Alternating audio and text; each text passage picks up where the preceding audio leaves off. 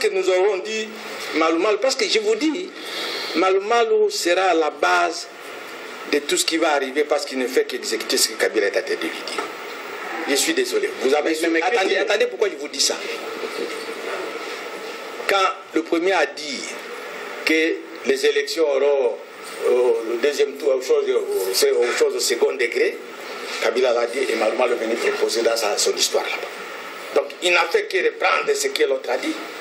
C'est ça le problème. C'est pour ça que nous disons pour nous, si on veut que 2016, les élections se fassent correctement, on doit restructurer le Sénat. C'est-à-dire, et le bureau et tout l'ensemble. La CENI. D'accord, la CENI. C'est pour cela que nous disons que nous allons, les Congolais, la classe politique, la classe sociale, disons-les comme ça, on se retrouve au dialogue pour qu'il n'y ait pas de report des élections. C'est l'élément principal. Donc, si le recensement n'est pas indispensable, peut faire traîner les élections, on laisse d'abord de côté. Parce qu'on a après, vous allez dire qu'il y a eu tricherie. Non, mais ça a toujours été.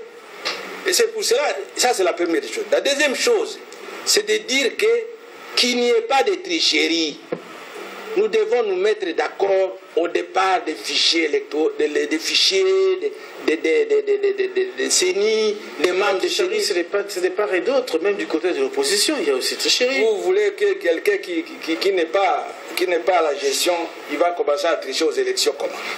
Parce que Malou Malou, lui, comme Ngoï Moulunda, ils étaient les hommes de Kabila. Vous voulez croire que les gens de l'opposition pouvaient tricher avec l'accord de Malou Malou ou de Ngoï Moulunda? Non, non, ce n'est pas ça. Le problème, c'est que, je reviens à ça, parce que c'est plus important de ce dialogue. Ce dialogue, il doit nous permettre de laguer ce qui n'est pas indispensable pour aller aux élections. Qu'est-ce qui n'est pas indispensable?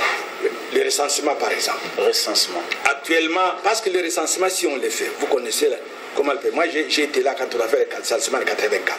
Scientifique, c'est l'unique qui a été fait dans ce pays. Mais ça n'a pas été fait en un an.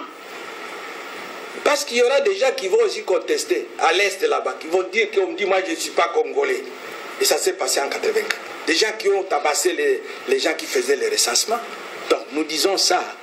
Laissons, quand on va faire les élections générales encore en 2016, la première année qui va commencer en 2017 là-bas, on pose ce problème d'élection, de recensement, on pose des problèmes d'identification des nationaux, donc donner les cartes d'identité aux Congolais.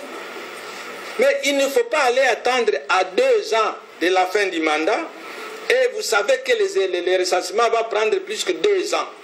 Ça veut dire, vous avez derrière la tête quelque chose, on va prolonger encore 2 ans. C'est ça, en fait, le problème, c'est celui-là que je voulais vous expliquer. Ce n'est pas que nous ne voulons pas aller aux élections, nous ne voulons pas aller au dialogue. Le dialogue, nous n'allons pas avec les mêmes intentions que ce qui était parti au concertation. Les élections, parce que sans recensement. Hein? Oui, mais parce que nous avons les fichiers. Nous voulons améliorer ces fichiers-là qui existent. Les fichiers existent déjà. Nous avons déjà fait en 2006. Auquel vous n'accédez pas. Voilà. Le dialogue va nous permettre alors d'accéder à ça. Parce que quand nous serons au dialogue, on se mettra d'accord sur... Il faut qu'on vérifie les fichiers. Il faut que Malou Malou dégage. Est-ce que vous êtes sûr que vous aurez accès au fichier électoral? Alors là, vous voulez me dire que donc, vous perdez votre temps, restez assis et écoutez tout ce qu'on va vous dire. Non.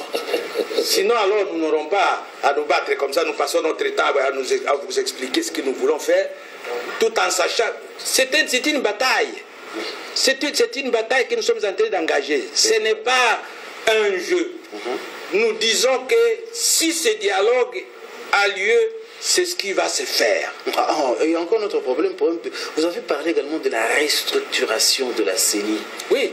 C'est quoi la restructuration? Je vous dis, Malou Malou d'abord va disparaître. Malou Malou disparaît. Et les membres qui sont là-bas. Mais nous avons déjà dit depuis longtemps que nous avons demandé qu'ils partent de là. À ce moment-là, ils ne représenteront plus rien. Mais malheureusement, ceux qui sont là, comme je l'ai dit tout à l'heure, ils ne veulent pas laisser parce que c'est là leur gagne-pain. C'est tout ce que nous le comprenons comme ça. Maintenant, je voulais dire que c'est pour cela que nous disons Malou Malou. il va renforcer cette insécurité. Nous avons parlé des élections locales. Je vous ai dit ici, je le disais en lingala avec mon lingala, bien que je sois ici avant que vous soyez né, maman. Mon lingala n'est pas celui que je devais avoir. Mais je vais vous dire ceci. Ce problème d'élection locale va créer une situation d'insécurité telle que nous allons encore sombrer. Parce que vous savez, nous ne disons pas ça pour... On a la circonscription électorale, depuis qu'on a commencé les élections dans ce pays depuis 60, c'était le territoire. Cette fois-ci, on dit la circonscription électorale, c'est le groupement. D'abord, dans notre pays, on ne connaît même pas les limites des groupements. Je vous dis ça. On ne les connaît pas. Et on a créé en même temps les villes. Ces villes qu'on crée se trouvaient dans des groupements. Donc, vous avez pris une partie de la population de ces groupements. Moi, je connais des exemples où deux groupements pour un territoire qui a 4 collectivités, qui a 4 groupements, 2 groupements ont disparu, sont devenus des villes. Et pourquoi nous disons qu'il y aura des désordres? Parce que ces chefs de groupement aujourd'hui, ils ne veulent pas sentir ça. Mais pour quel intérêt le gouvernement chercherait à créer un désordre, mettre le pays à feu à sang? On ne comprend plus rien. Vous savez, nous sommes en politique. Et tous les moyens parfois sont bons. En disant qu'il faut que je devienne moi l'important. Vous pouvez voir, c'est l'histoire de notre pays. En 60, ce sont les Belges qui nous ont créé les premiers problèmes, qui ne voulaient pas partir. Je ne vais pas avoir honte de ça. La Deuxième République, on ne voulait pas partir non plus. Et qu'est-ce qui vous dit que les autres ne veulent pas partir? La preuve en est qu'ils veulent modifier. La stratégie, c'est créer un désordre. Parce que quand il y a un désordre, ce qui appuie aujourd'hui la non-révision, ils vont dire il y aura l'instabilité au Congo, nos intérêts ne seront pas protégés. Laissez d'abord la situation, allez aux choses, au dialogue, vous allez prolonger de 2 ans. J'ai dit ça, on va me dire, voilà, la chose qui est là, nous n'avons jamais dit ça. Et après demain, ça sera un projet de loi qui va dire. Mais les désordres peuvent aussi vous emporter. Hein. Mobutu a créé un désordre et ces désordres l'ont emporté en 1997. Vous savez, on ne pouvait pas penser à ça. Parce que je vous dis, il y a un jour, si vous voulez, je pouvais parler de ça. Oui. La veille de la fin du régime. C'est ça. J'ai eu cette chance. C'est pour cela que je lui dis que c'est pour ça que j'ai fait ici ses collègues. J'ai eu cette chance, moi, parmi les gens qui pouvaient parler longuement avec le président. Et qui savaient qu'un dire. Qui savaient ce qui devait se faire. Mais le malheur est que quand vous ne voulez plus écouter, ça risque d'apporter. Ce n'est pas ce que j'ai dit en disant que je veux que ça apporte Kabila. Non. Je veux dire qu'il faut suivre la voie de la sagesse. Merci, honorable. Est-ce qu'aujourd'hui, l'opposition peut faire face à la majorité? Parce que vous avez en face une majorité organisée avec son autorité morale, mais de l'autre côté, où l'interface, c'est une opposition divisée, où il y a une guerre de leadership. Si le président Kengo est soutenu par l'opposition républicaine à gauche, à droite il y a Martin Fayoulou qui se présente avec Vital Kamerhe, et après plus rien ne va entre les deux. Alors avec cette opposition, pensez-vous vraiment garantir l'alternance du pouvoir dans ces pays? Vous savez, ce que vous dites là, c'est ce que les gens disent toujours. Si Kabila partait, qui va rester? Qui va remplacer le Congo? Mais mon cher ami, quand Mobutu était là aussi, c'était l'argument. Il disait, les Occidentaux disaient que si Mobutu part, les communistes vont occuper toute l'Afrique centrale. Mais il est parti. Vous avez vu les communistes. Maintenant, je vais vous dire ceci. Ce que vous dites là de l'opposition. Si vous étiez à notre conférence là, nous avions répondu à cette question. Pourquoi l'opposition, pourquoi la majorité se cramponne pour la modification de la Constitution?